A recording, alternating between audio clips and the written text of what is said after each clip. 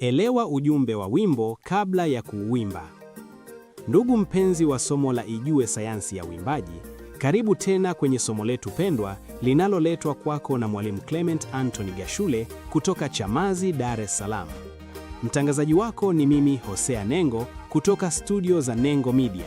Nikuombe ubonyeze neno subscribe ili uwe wa kwanza kupata taarifa zetu, na share kwa watu wengine na comment kwa ushauri zaidi. Leo tutaangazia kipengele kinachosema elewa ujumbe wa wimbo kabla ya kuuimba. Kuimba si kutoa sauti tu, ni kuwasilisha wazo, hisia na kusudi la mtunzi kwa usahihi na kwa mguso wa moyo.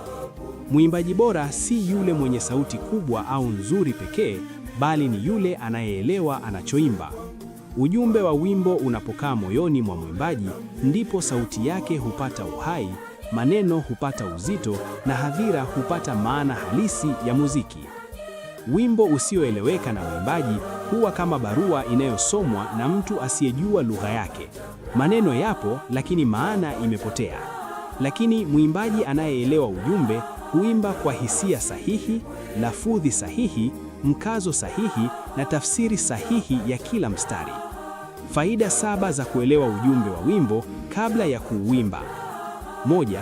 Huongeza uhalisia wa hisia, authenticity. Unapoelewa ujumbe, unaimba kwa hisia za kweli badala ya kuigiza. Hii huwafanya wasikilizaji kuguswa kwa kina. 2. Huboresha tafsiri ya maneno. Unaweza kuweka mkazo sahihi kwenye maneno muhimu, kupumua mahali sahihi na kutoa matamshi yenye maana. 3. Huimarisha mawasiliano na hadhira. Wasikilizaji huhisi kuhusika zaidi kwa sababu wanapokea ujumbe kwa uwazi na nguvu. 4. Hupunguza makosa ya kimatamshi na kimkazo. Kuelewa maana kunasaidia kuepuka kuimba neno kwa lafudhi au hisia zisizoendana na muktadha wake.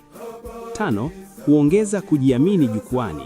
Mwimbaji anayejua anachoimba huwa na uthabiti, haogopi na huonekana mwenye mamlaka juu ya wimbo. 6. Husaidia kudhibiti sauti kwa usahihi. Sehemu za huzuni, furaha, maombolezo au ushindi huhitaji nguvu tofauti za sauti. Uelewa wa ujumbe hukusaidia kutumia sauti kwa ustadi. 7. Hukuza ukuaji wa kisanii. Mwimbaji anapojifunza maana ya nyimbo mbalimbali, huongeza upeo wa fikra na kuwa msanii mwenye kina, si mwimbaji wa maneno tu. Kabla ya kufungua mdomo kuimba, fungua kwanza akili na moyo kuelewa unachoimba. Maana ya wimbo ndiyo roho ya uimbaji. Sauti ni chombo tu cha kuifikisha roho hiyo kwa watu. Asante kwa kuniazima sikio lako. Usisahau kubonyeza neno subscribe ili uendelee kupata taarifa zetu, na share kwa watu wengine na comment kwa ushauri zaidi. Sauti hii imeletwa kwako na mimi mtangazaji Hosea Nengo kutoka studio ya Nengo Media.